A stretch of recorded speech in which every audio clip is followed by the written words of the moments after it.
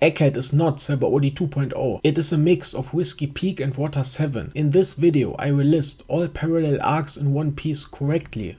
Most serious One Piece fans have by now figured out that Oda models new arcs after old ones. Most obvious example is Dressrosa, for which he used Alabasta as a blueprint. Most cases are less on the nose though, which leads people to assign arcs to each other that are only shallowly connected. Sabaody and Egghead are called parallel arcs by many because some characters reappear. That is not enough. In Dressrosa, no character from Alabasta turns up. Instead, new characters behave analogously. Fujitora plays the role that Smoker had before. Egghead isn't over yet, but I doubt that it will end similarly to Sabaody. The Straw Hats won't be destroyed and dispersed. Just beating Kizaru wouldn't make it an inversion either. There is a parallel arc of Sabaody though, and everyone missed it. An arc that is also in Paradise. Contrary to popular opinion, Oda is not limiting himself to Paradise New World pairs.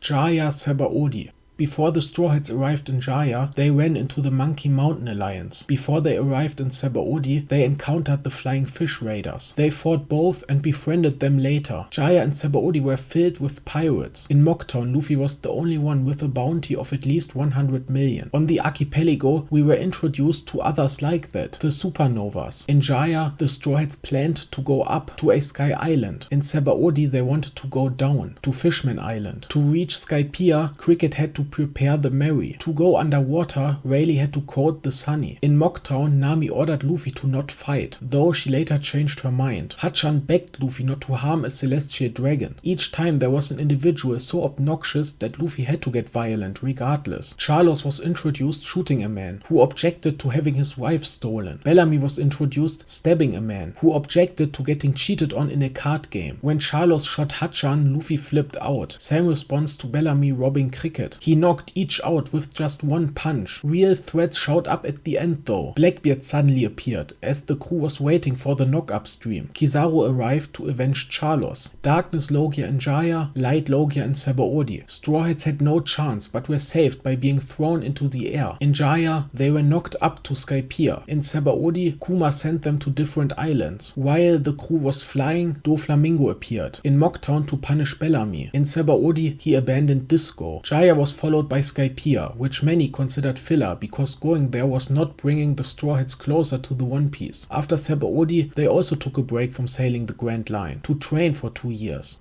Whisky Peak Water 7. The Straw Hats encountered gigantic whale Laboon, slamming his head against the red line. Before they arrived in Whisky Peak, they encountered gigantic frog Yokozuna, tackling the sea train. Before they arrived in Water 7, Frankie and childhood friend Yokozuna will eventually reunite. Just like Brook and Laboon, the Straw Hats were introduced to the mayor, Igaram in Whisky Peak and Iceberg in Water 7. The Whisky Peak citizens turned out to all be bounty hunters. Not Iceberg himself, but some of his workers also turned out to be undercover agents later. First, the Straw Hats had to deal with the Frankie family, who stole the 100 million berries that Usopp was carrying, coincidentally the same amount that was on Luffy's bounty poster. The Baroque agents wanted to collect Luffy's then 30 million berries bounty. Each arc, Zoro defeated a bunch of enemies all by himself. 100 bounty hunters in Whisky Peak, Frankie's goons in Water 7, where he was guarding the ship alone. Both arcs, Luffy fought a crewmate. In Whisky Peak, he accused Zoro of slaughtering harmless civilians and started attacking. In Water 7, he fought Usopp over the Mary. Both arcs, secret agents tried to assassinate the mayor. Baroque reinforcements attempted to kill Igaram and Vivi. Cypherpole agents shot Iceberg. Igaram dressed himself as Vivi to help the Straw Hats escape. His ship then exploded. Cypherpole blew up Iceberg's house. Robin was linked to both villain groups. She was a Baroque agent and she worked with Cypherpole. Whisky Peak ended with her appearance. Water 7 ended with her disappearance. First, she was waiting on the Mary and gave the Straw Hats an eternal pose to an island close to Alabasta.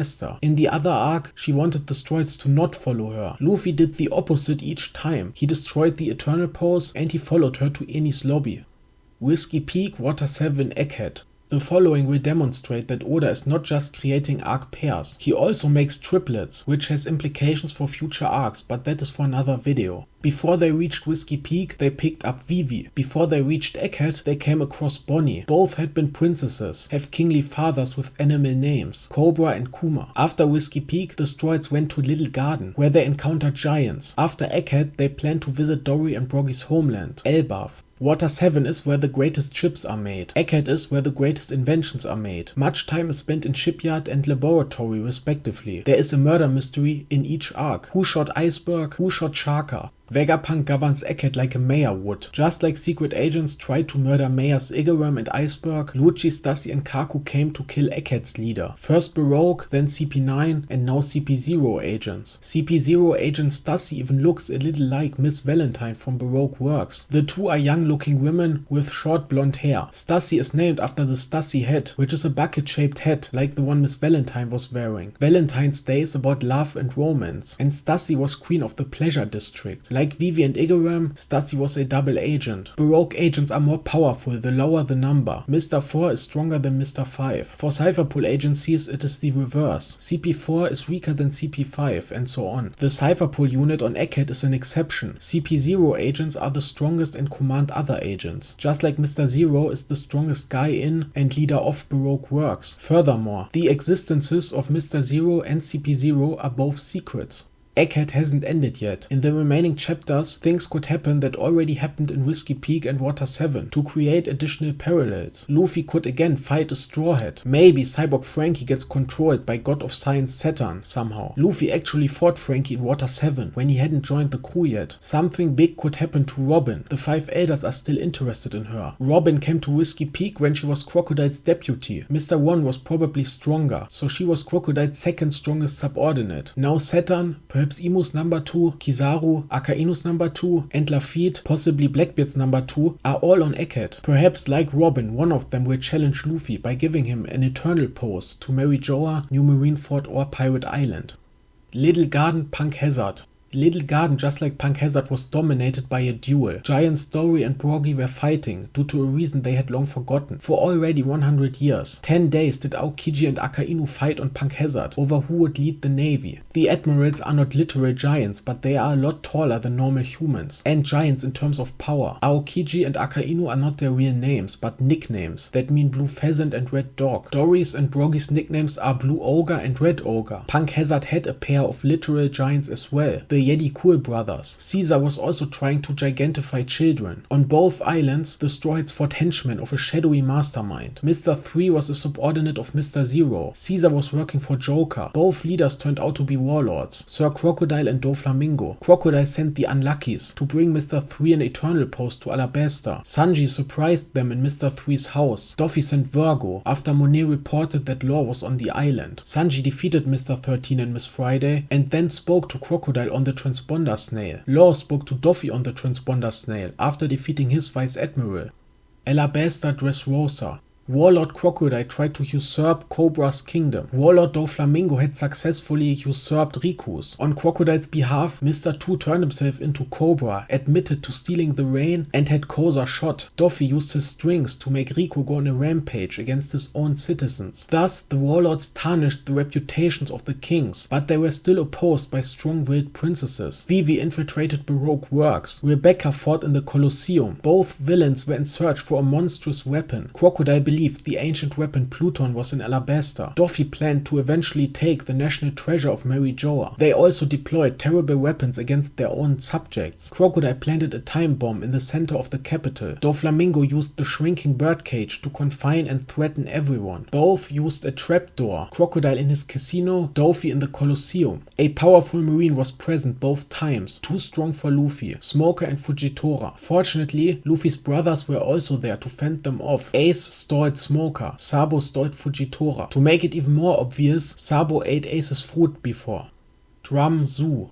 Zoo is inhabited by minks, who are animal-human hybrids. In Drum, Zoo and Devil Fruits were introduced. They turned Dalton and Chopper into half-human, half-animal also. Chopper is so close to minks, he showed romantic interest in one. The most dangerous animals on Drum were large humanoid rabbits. They had white fur and red eyes, like minks when they go into Sulong. When the Straw Hats arrived in Drum, they learned that the Blackbeard pirates had recently attacked. When they arrived in Zoo, they learned that Jack of the Beast Pirates had recently attacked. He had used poison poison gas from which the minks were dying. Chopper saved them. In Drum, Warpol had banished most doctors and took the rest with him when he fled from Blackbeard. His subjects were in desperate need of medical care, and the only ones who provided it were Kureha and her assistant Chopper. Later, Warpol came back to reclaim his kingdom. In Zoo, Capone Beji suddenly appeared to abduct Sanji. Warpol and Beji were similar in ability and appearance. Both roundly shaped men had eaten paramecias that allowed them to turn their bodies into buildings. Warpol transformed into a house with cannons for arms. Beji can transform himself into a castle equipped with cannons. Warpol's Munch Munch fruit allowed him to eat his subordinates. Beji hid his crewmates in his body. In Drum, we met the oldest known human, Kureha. Zoo is on the back of the oldest known creature, the gigantic elephant Zunisha. In Zoo, we learned of Roger's travel to Lodestar. Kureha revealed that he was Gold D, not Gold Roger. So the will of D was first talked about on Drum Island, which likely is related to the Drums of Liberation that Zunisha mentioned when Luffy awakened.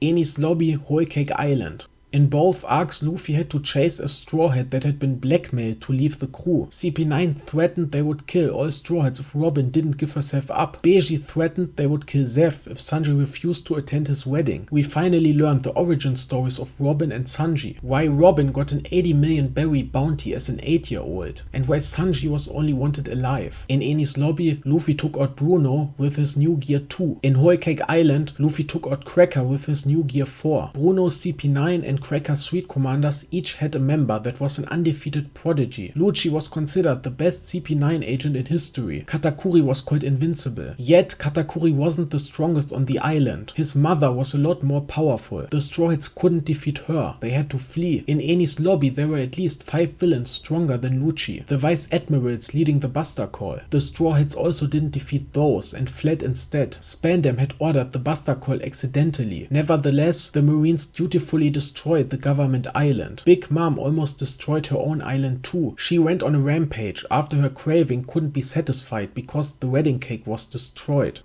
Thrillerbark Wano. Each island was isolated. Wano had closed borders. Thrillerbark was sailing through the Florian Triangle. There, Moria tried to catch rookies on their way to the New World, to take their shadows for his zombie army. Kaido broke upcoming pirates in the New World that tried to take him down, and integrated them into his crew. Many years ago, Kaido killed Moria's crew. To eventually take revenge, Moria started making zombies. One of his strongest zombies was made with Ryuma's corpse, which he stole from Wano. He put Brook's shadow into it, which made Brook unable to leave the triangle. Luffy befriended him and promised to return his shadow. In Wano, Luffy befriended Yamato and destroyed explosive cuffs Kaido had put on her to make her unable to leave Wano. Luffy asked both to join his crew. Moria's strongest zombie was created by putting Luffy's shadow into the corpse of Oni Oars. The Straw Hats fought a group battle against it. Oni Kaido also had to fight many enemies at once. Luffy became strong enough to finish Oars alone after he had been stuffed with shadows. Luffy defeated Kaido alone after he awakened his devil fruit. His transformation on Thrillerbark was called Nightmare Luffy. As Nika, he is also in a dreamlike state, but in a happy dream instead. Moria had been offered help by fellow warlord Bartholomew Kuma. He declined out of pride. Kaido was offered help by fellow Emperor Big Mom. He eventually accepted, but the two lost anyway. Big Mom played the role that Kuma played before. Kuma is Bonnie's father, and some have speculated Bonnie could be Big Mom's daughter or clone. Kuma is from a special race. Big Mom is interested in those. Vegapunk cloned Bakin, who was a rocks pirate like Linlin. Bonnie looks a lot like Big Mom, eats a lot, and is from Sorbet Kingdom. Linlin loves desserts like sorbet. A confirmed daughter of her was present on Thrillerbark, Lola. Thank you for listening. I already made a video about the 7 remaining arcs. Those will also all be based on older ones. I will make a video where I tell you on which exactly.